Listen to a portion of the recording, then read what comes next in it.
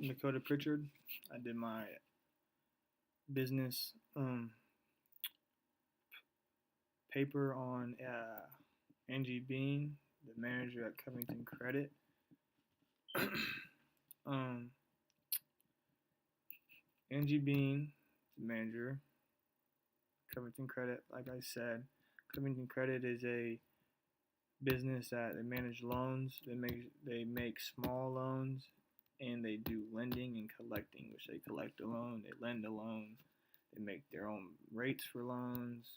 You know, pretty much like a banking system. Like the way to, in my eyes, it's a way to scam people because then they lend you 2 grand. By the time you pay off 2 grand, it's like 2,500. They make 500, and they do it to everybody. School loans, everything. But that's beside the point. Angie Bean though, she's been she's a manager. She's a manager, like I said, and she has 28 employees under her name. She's been there for 21 years. Has been a manager for 12 of the years. So she's I would say she's qualified. She for sure has earned her stripes, is what you can say. Her background, education wise, experience wise, um, same old, same old. She's a associate's degree.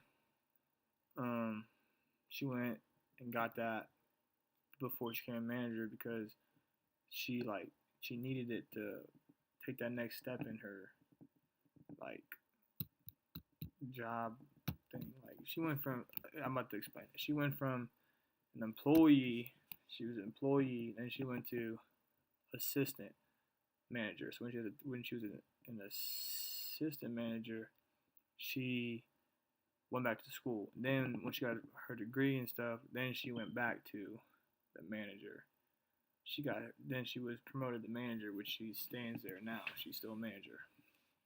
Um, Duties that she's engaged in, pretty much. Uh, like what she has to do. She just has to make sure everybody is in company policy first. Second off, because it's money, you gotta make sure you're in federal the policy. You ain't doing nothing against the law. She makes sure people know that you treat customers with respect. Like the uh, customer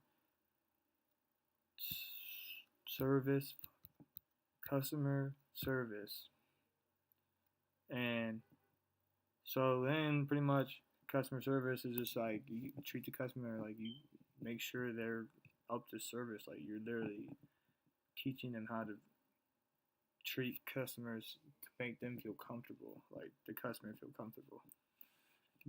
Some duties that um, those are pretty much all her duties for her.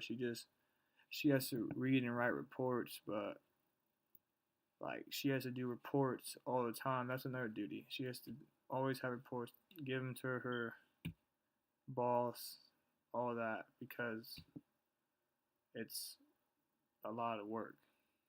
Um,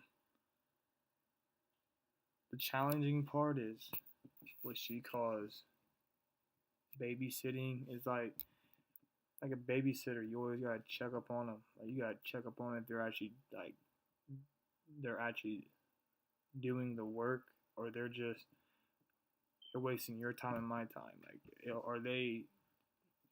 are they putting everything that like as a manager they're putting everything that she trained them to do, or she actually are they producing or are they not? Because babysitting, if you want to be there and do the work, you're gonna do it. But if you don't want to be there, then obviously you ain't gonna do nothing. That's when she has to watch you and push you, like, yo, come on, like, are you doing anything? Like, and then that takes time out of her day trying to do other stuff. So when she has to look out for employees that are off pace and they're not on the same drive as everyone else, it hurts everybody in the long run.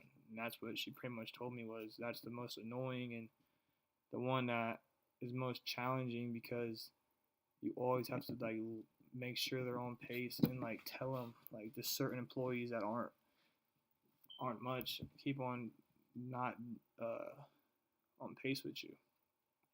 Activities she finds most routine and tedious. The routine that she does not like, for sure, is the constant reports she has to do, about 20 a day, she said. She has to read them, go over them, pile them, like stuff that's just a lot of work for just reports. But the reports are important because she has to turn them in to her boss. And then her boss, he does who knows what with them, and every day she has to keep on doing them. And she says like the easiest way to really make them so they're not as bad is just to be organized in your scheduling and try to get them all done early. So therefore, later in the day, you don't gotta be stressing about, oh, I gotta do 6 straight reports. You can just have them all knocked out and be done.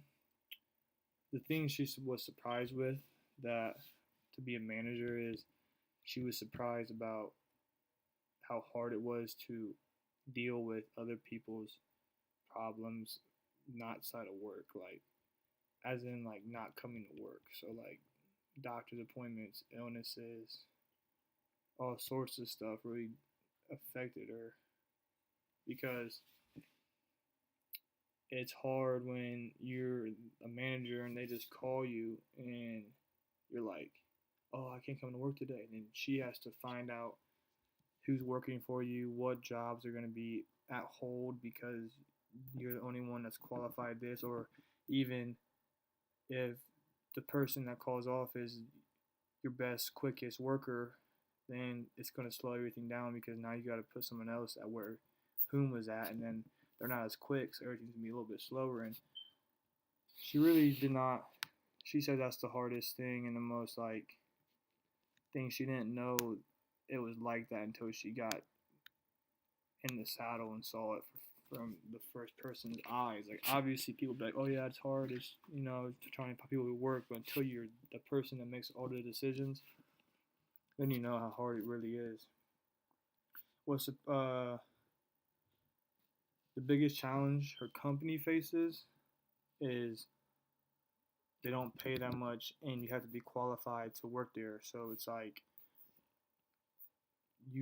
a person does all this work to get qualified, and then comes to find out that this other company pays more, so they just jump the boat and go to a new company. So they hiring and finding new people is the hardest thing, because people won't apply there because the rate's not well, but at the same time, like people will jump ship too. So it's like you lose a lot of workers because the money's not there and other places pay more. So it really screws them in the long run because they always got to find new workers, and then it hurts her because she always has to train these new people, and then they just leave. So then it's like, what the heck? I got to train more people. So that part she didn't. That's as in her company wise, that's their biggest issue right now, is hiring and finding people that want to work there because they like it, instead of just like, oh, I gotta be here. So like that's the biggest thing. Some advice that she would give me, to like talk to people and not like talk and understand people and have them feel like a good way about you so they work harder, is just to be yourself. That's the one thing, because everyone can tell if you're trying to be someone you're not. And just respect. Like respect is one of them words that everyone they use, and respect, if I respect you, you're going to respect me.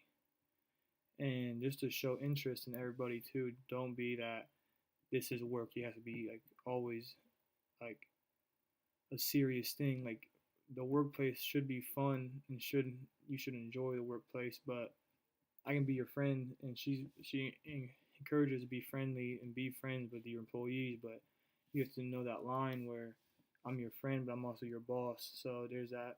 That's kind of hard to understand, that line, but she talked about that.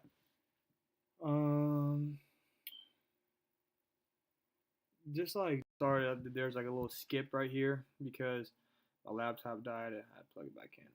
But all right, so I was talking about dealing with people is obviously a big part of management. So like you gotta make sure you're liked so people respect you, and respect, it goes a long way. And then, you know, to be yourself, because if you're not yourself, people see that you're not yourself. So that's what she was telling me.